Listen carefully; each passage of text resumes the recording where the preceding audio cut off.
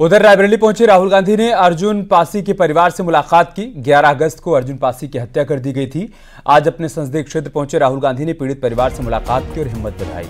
इस दौरान राहुल गांधी ने कहा कि इस मामले में जब तक पीड़ित परिवार को इंसाफ नहीं मिल जाएगा तब तक हम पीछे नहीं हटेंगे। गया है, पूरे परिवार को धमकाया गया है, एक व्यक्ति को मारा गया है और यहाँ कोई कार्रवाई नहीं हो रही है। जो मास्टरमाइंड है, जिसने करवाया है, उसके खिलाफ कोई कार्रवाई नहीं हो रही है। एसपी यहाँ के मास्टरमाइंड पर कार्रवाई नहीं कर रहे हैं, छोटे छोटे लोगों को पकड़ रहे हैं, इसीलिए यहाँ पे लोग गुस्सा हैं। मैं चाहता हूँ कि उत्तर प्रदेश में हर वर्ग की इज्जत हो, हर वर्ग की रिस्पेक्ट हो और न्याय सबको मिले, इसलिए मैं यहाँ आया हूँ और हम इस मामले को नहीं छोड़ने वाले हैं। जब तक इस परिवार को न्याय नहीं मिलेगा तब तक हम पीछे नहीं हटने। लेटरल एंट्री के विज्ञापन पर रोक, पीएम के आदेश के बाद विज्ञापन पर रोक लगाई गई है। बड़ी जानकारी सामने आई है। यूपीएससी अध्यक्ष को रोक के लिए चिट्ठी लिखी गई, कार्मिक मंत्री की तरफ से चिट्ठी लिखी गई।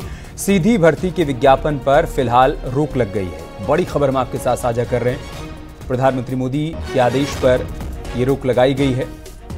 यूपीएससी अध्यक्ष को रोक के लिए बाकायदा चिट्ठी लिखी गई, कार्मिक मंत्री की तरफ से चिट्ठी लिखी गई। सीधी भर्ती के विज्ञापन पर रोक लग गई है।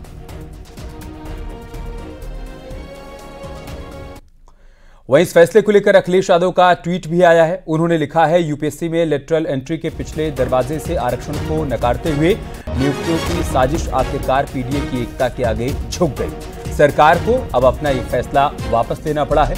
भाजपा के षड्यंत्र अब कामयाब नहीं हो पा रहे हैं। ये पीडीए में आए जागरण और चेतना की बहुत बड़ी जीत है।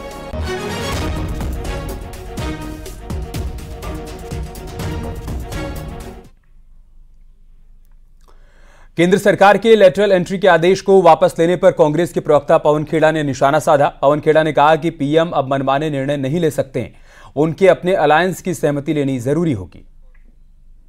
सरकार ने दबाव में आकर, विपक्ष के दबाव में आकर, अपने ही गठबंधन के सदस्यों के दबाव में आकर जो लेटरल एंट्री का एडवर्टीजमेंट थी, यूपीएससी ने जो विज्ञापन निकाला था, उसको वापस लेने के, उसको विड्रॉ करने के निर्देश दिए हैं। हम इसका स्वागत भी करते हैं और प्रधानमंत्री को एक सलाह भी देते हैं कि अब वक्त आ गया है कि देश के मन की बात सुनना शुरू कीजिए। और देश अपने मन की बात विपक्ष के माध्यम से बोलता है, देश अपने मन की बात आपके अलायंस के माध्यम से बोलता है, मीडिया के माध्यम से तो खैर अब नहीं बोलता, लेकिन हम सबकी बात सुनिए, इसी में आपका भला है।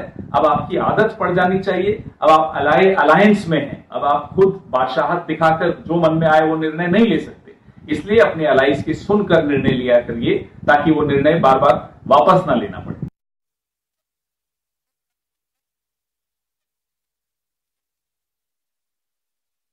लेटरल एंट्री एक बहुत ही ट्रांसपेरेंट मेथड जो लिया था, उसमें रिजर्वेशन के प्रिंसिपल्स लगे, ऐसा निर्णय लिया है। आपने देखा प्रधानमंत्री श्री नरेंद्र मोदी जी ने हमेशा सामाजिक न्याय के प्रति अपनी प्रतिबद्धता दिखाई है। ओबीसी कमीशन, जो कि एक बहुत ही साधारण सी बॉडी थी, उसको एक संवैधानिक दर्जा दिया। नीट में, मेडिकल एडमिशन्स में, सैनिक स्कूल्स में, नवोदय विद्यालय में, सब में रिजर्वेशन के प्रिंसिपल्स को लगाया। बाबा साहेब अम्बेडकर जी के जो 5 तीर्थ हैं, उनको उनका गौरवमयी स्थान दिलाया।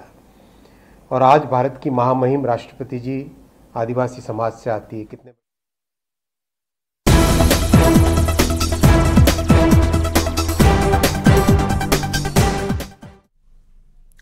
लखनऊ में बीजेपी की वर्कशॉप हो रही है। सदस्यता अभियान के लिए यूपी बीजेपी ने वर्कशॉप का आयोजन किया है। वर्कशॉप में बीजेपी सदस्यता अभियान के लिए रणनीति बनाएगी। बैठक में बीजेपी के प्रदेश अध्यक्ष भूपेंद्र चौधरी, महामंत्री संगठन धर्मपाल, डिप्टी सीएम केशव प्रसाद मौर्य और ब्रजेश पाठक शामिल हैं। बीजेपी के करीब 1,500 से अधिक पदाधिकारी इस कार्यशाला में शामिल हुए हैं। इस वर्कशॉप में पार्टी कार्यकर्ताओं को सदस्य बनाने के गुर सिखाए जाएंगे। बता दें कि 1 सितंबर से बीजेपी का सदस्यता अभियान शुरू होने वाला है। इस अभियान में यूपी में पार्टी के 2 करोड़ से अधिक सदस्य बनाए जाएंगे। इनमें से करीब 30 लाख से अधिक सक्रिय सदस्य। वंदे भारत माता की, भारत। हम कार्यकर्ता आधारित संगठन है और इस संस्था के माध्यम से हम घर घर जाएंगे, सब लोगों को जोड़ेंगे, अब बूथों को मजबूत करेंगे। और हमारा सदस्यता अभियान 1 सितंबर से प्रारंभ होगा। आज उत्तर प्रदेश की प्रदेश स्तरीय कार्यशाला है।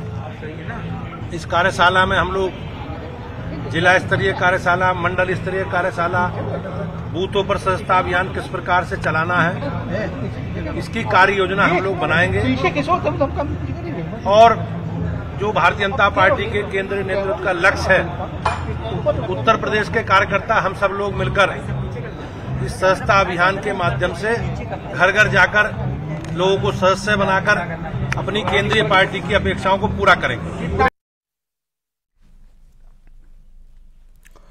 वर्कशॉप शुरू होने से पहले मंत्री असीम अरुण ने कहा कि पार्टी हमेशा अपनी ताकत को संख्या बल और कार्यकौशल में बढ़ाना चाहती है, लेकिन इस पर विशेष ध्यान रख रहे हैं कि कोई भी इस तरह का व्यक्ति न जुड़ जाए जो अपराधी हो।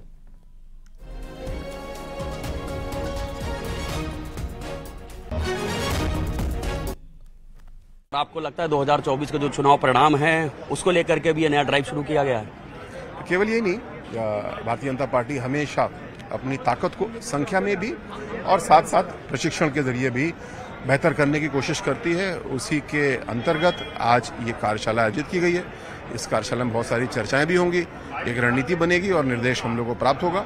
अगले 2-3 महीने हम लोग मिल करके, जो हमारे पास व्यक्तिगत अनुरोध बहुत से लोगों के आते हैं कि हम जुड़ना चाहते हैं, हम लोग बहुत से लोगों को जोड़ना चाहते हैं, इस पे काम करेंगे।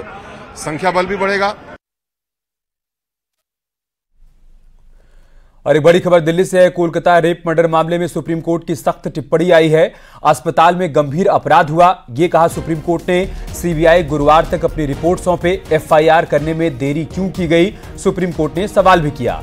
ये देश भर में डॉक्टर्स की सुरक्षा का मामला है। केंद्र सरकार ने बंगाल के डीजीपी को बदलने को कहा। कोर्ट ने नेशनल टास्क फोर्स गठन करने की बात भी कही है। 10 सदस्यीय टीम गठित की गई। सुप्रीम कोर्ट ने यह भी कहा डॉक्टर 36 घंटे तक काम करते हैं, उनकी सुरक्षा पुख्ता होनी चाहिए। महिलाओं को काम की जगह सुरक्षा नहीं मिलेगी तो उनके अधिकारों का हनन होगा। ये सिर्फ एक अस्पताल में रेप का मामला नहीं है। शव सौंपने के 3 घंटे बाद एफआईआर क्यों की गई, सुप्रीम कोर्ट ने सवाल भी किया। प्रिंसिपल का क्या करेंगे, क्या है, इसके बारे में सवाल किया गया। और साथ ही साथ सुप्रीम कोर्ट ने सवाल किया कि इस पर आपका प्रस्ताव क्या है। महिलाएं सुरक्षा से वंचित हो रही हैं, ये एक गंभीर विषय है। केंद्र सरकार ने बंगाल के डीजीपी को बदलने के लिए कहा है। सरकार हिंसा क्यों नहीं रोक पाई, शांतिपूर्वक प्रदर्शन करने वालों पर बल प्रयोग ना हो, पीड़िता की पहचान और फोटो क्यों जारी की गई, जैसी बर्बरता की गई उससे पूरा देश हिल गया। कोर्ट ने अस्पताल के पहले एफआईआर न कराने पर सवाल उठाए। बंगाल पुलिस इस मामले के होने के बाद क्या कर रही थी, सुप्रीम कोर्ट ने यह भी पूछा। कोर्ट ने कहा कि हम चाहते हैं कि टास्क फोर्स महिलाओं की सुरक्षा पर सुझाव दे।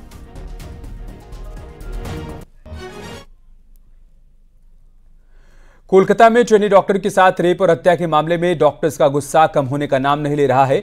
देश भर में डॉक्टर हड़ताल पर हैं। कानपुर के मेडिकल कॉलेज में भी हड़ताल के चलते ओपीडी पूरी तरीके से बंद नजर आई। डॉक्टर का कहना है कि उनका विरोध तब तक जारी रहेगा जब तक सरकार कोई ठोस कदम नहीं उठाती है। वहीं डॉक्टर्स की हड़ताल की वजह से तीमारदार और मरीज परेशान नजर आए। कलकत्ता में हुई महिला डॉक्टर की हत्या के बाद से लगातार कानपुर में भी डॉक्टर्स हड़ताल पर चल रहे हैं। पिछले 4 दिन से ओपीडी बंद है और ऐसे में आप देख सकते हैं जीएसवी मेडिकल कॉलेज के गेट की ओपीडी पे फिर ताला जड़ दिया गया और डॉक्टर्स जमीन पर बैठे हैं। नारेबाजी, कैंडल मार्च निकाल के जब थक जाने के बाद अब डॉक्टर्स ने माइक के माध्यम से अनाउंसमेंट ही चालू कर दी कि हड़ताल है। मुरादाबाद के पूर्व सांसद एसटी हसन का कोलकाता रेप कांड को लेकर बयान आया है। एसटी हसन ने कहा है कि सरकार किसी की भी हो, इस तरह की घटनाएं हमेशा होती रही हैं। बड़ी बात यह है कि ऐसी घटना पर कार्रवाई बिना पक्षपात के होनी चाहिए। कोलकाता के आरोपियों को फांसी की सजा मिलनी चाहिए। कि एक जूनियर डॉक्टर के साथ ऐसा हादसा हो गया। हमारी सरकार से अपील है कि जिन लोगों ने ये क्राइम कराया उनको जल्द से जल्द और सख्त से सख्त सजा दी जाए। फास्ट ट्रैक कोर्ट में केस चले और उनको सजा मिले और फांसी से कम सजा की कोई गुंजाइश नहीं है। अलीगढ़ में कानपुर हादसे जैसी साजिश बदमाशों ने ट्रैक पर बाइक का पहिया रख दिया। अराजक तत्वों ने ट्रैक पर बाइक का पहिया रखा। रेलवे कर्मचारी और पुलिस की टीम मौजूद है। पहिया रखने वाले आरोपी की तलाश की जा रही है। रोरावर थाना इलाके के तलाशपुर रेलवे ट्रैक का यह मामला है। बड़ी खबर हम आपको अलीगढ़ से बता रहे हैं। कानपुर हादसे जैसी साजिश यहां पर भी की गई है। बदमाशों ने ट्रैक पर बाइक का पहिया रख दिया। अराजक तत्वों ने ट्रैक पर बाइक का पहिया रखा। रेलवे कर्मचारी और पुलिस की टीम मौके पर मौजूद है। जांच पड़ताल की जा रही है। पहिया रखने वाले आरोपी की तलाश की जा रही है। रोरावर थाना क्षेत्र के तलाशपुर रेलवे ट्रैक का यह मामला है। आपको मालूम होगा अभी कुछ समय पहले ही कानपुर में ऐसी घटना अंजाम दी गई थी, जहां पर रेलवे ट्रैक पर एक बड़ा सा पत्थर रखा गया था, जिसकी चपेट में आने से साबरमती एक्सप्रेस डिरेल हुई थी और 22 डिब्बे उसकी पटरी से उतर गए थे। कुछ वैसी ही साजिश यहां पर भी अंजाम देने की कोशिश की गई है अलीगढ़ में। रोरावर का एक प्रकरण संज्ञान में है, जिस संबंध में मुख्य क्षेत्राधिकारी नगर प्रथम द्वारा अवगत कराना है कि थाना रोरावर क्षेत्र में पड़ने वाले रेलवे ट्रैक के ऊपर एक बाइक की रिम प्राप्त हुई, जिस संबंध में आरपीएफ द्वारा सूचना दी गई थी और सूचना प्राप्त होने पर तत्काल पुलिस बल मौके पर पहुंचा तथा मौका मुआयना किया गया। इस संबंध में आरपीएफ द्वारा दी गई तहरीर के आधार पर अभियोग पंजीकृत किया जा रहा है और इस कृत्य को करने वाले आरोपी की तलाश में 3 टीमें लगाई गई हैं। शीघ्र ही आरोपी की गिरफ्तारी सुनिश्चित करते हुए अन्य आवश्यक विधिक कार्रवाई अमल में लाई जाएगी। और अलीगढ़ से हमारे सहयोगी रंजीत सिंह इस वक्त हमारे साथ जुड़ चुके हैं। रंजीत, क्या जानकारी आपके पास? देखिए, मैं आपको मौके पर बता दूं कि यहाँ पर कोई एक शरारती तत्व था जिसने एक एलॉय रखा और उस एलॉय व्हील को आप देख सकते हैं कि उसके ऊपर से ट्रेन गुजरी और वह उछटकर दूसरी साइड में जा गिरा। फिलहाल में पुलिस ने 3 टीम गठित कर दी है। जो मेरी अभी थोड़ी देर पहले भी पुलिस के अधिकारियों से बात हुई तो उनको कुछ शरारती तत्वों पर डाउट है, जिनको वो कह रहे हैं कि कुछ ही देर में उनको गिरफ्तार कर लेंगे और उनसे पूछताछ करेंगे, क्योंकि कुछ गतिविधि, कुछ अराजक तत्व वहां पे आसपास भटक रहे थे जिन्होंने इस घटना को अंजाम देने का प्रयास किया है। पिछले कुछ दिनों भी एक यूट्यूबर द्वारा कई वीडियो ऐसी अपलोड की गई थी जिसको लेकर वह ट्रेन पर कुछ सिलेंडर या अन्य तरह की जो चीजें थी वो रखता था। प्रयागराज पुलिस द्वारा एक बड़ी कार्रवाई की गई जिसको गिरफ्तार किया। अलीगढ़ में भी कुछ लोग ऐसे हैं जो इस तरीके की गतिविधियों को अंजाम देने का प्रयास कर रहे थे। पुलिस ने 3 टीम गठित कर दी है और जल्दी उनकी गिरफ्तारी की बात कर रही है। बहुत शुक्रिया आपका हमारे साथ जुड़ने के लिए, जानकारी हम तक पहुंचाने के लिए।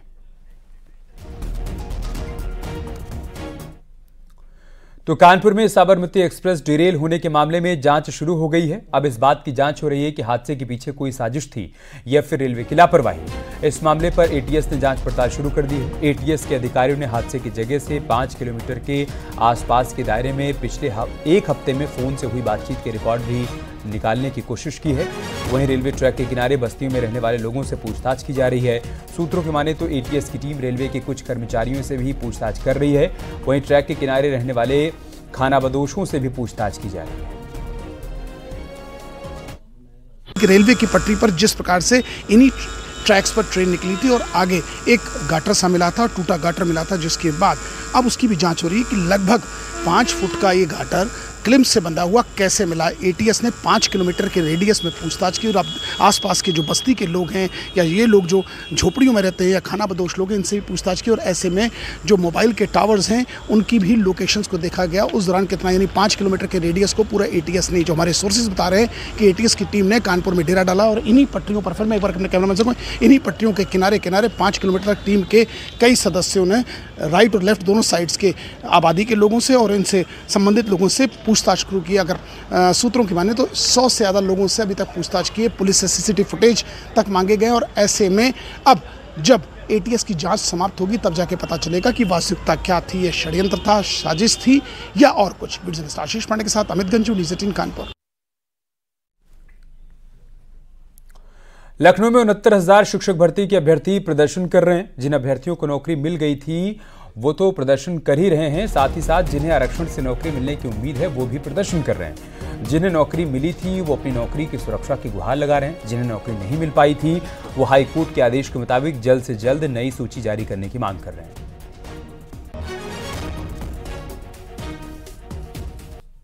लोग अपने अपने जीवन में आगे बढ़ चुके हैं। ऐसे में अगर चयन सूची परिवर्तित होती है तो लोगों का जिला बदलेगा, ब्लॉक बदलेगा, स्कूल बदलेगा। बहुत सारी समस्याएं आ जाएंगी। उसी संबंध में हम लोग की आज वार्ता महानिदेशक महोदया से हुई है, लेकिन उनका भी कोई स्पष्ट मत नहीं है। उनका एक तरफ वो कह रही हैं कि हम माननीय हाईकोर्ट के आदेश का पालन करेंगे, जिसमें ये कहा जा रहा है कि 800 लोगों को अंदर किया जाए, 800 लोगों को बाहर करके, और दूसरी तरफ वो कह रहे हैं कि माननीय मुख्यमंत्री जी का आदेश है कि किसी के साथ अहित न होने दिया जाए। तो ये दोनों चीज़ें एक निश्चित समाधान निकाले जाने तक संभव नहीं है। एक सरकार स्पष्ट अपना प्रेस नोट जारी करे, उन 800 लोगों को नौकरी दी जाए, हमें कोई समस्या नहीं है, लेकिन जो कार्य शिक्षक हैं, जो कार्य शिक्षकों की सूची है, उसमें कोई बदलाव न किया जाए। मुख्यमंत्री जी ने जो कहा है वो एक दिन में हो सकता है, उसके लिए 3 महीने का इंतजार क्यों किया जा रहा है? सिर्फ इसीलिए किया जा रहा था कि कुछ ना करना पड़े। 5 जनवरी 2022 को मैम हमारा शेड्यूल जारी नहीं हुआ था, हमारी लिस्ट आ गई थी जिसमें अपना नाम देख के हम लोगों ने अपने अपने घर पे मिठाई बांटी थी। आज पास पड़ोस के लोग मजाक बनाते हैं कि तुम्हारी तो 5 जनवरी 2022 को नियुक्ति हो रही थी, आज तक नहीं हुई। तो जब लिस्ट आने के बाद नियुक्ति नहीं मिली तो एक हम कोरे प्रेस नोट पे कैसे भरोसा कर लें? जब तक काउंसिल शेड्यूल नहीं जारी हो जाता, जब तक नियुक्ति पत्र नहीं मिल जाता, तब तक हम लोग मर जाएंगे, लेकिन ये प्रांगण खाली नहीं करेंगे। इस कमिटमेंट के साथ हम लोग यहाँ पे बैठे हैं।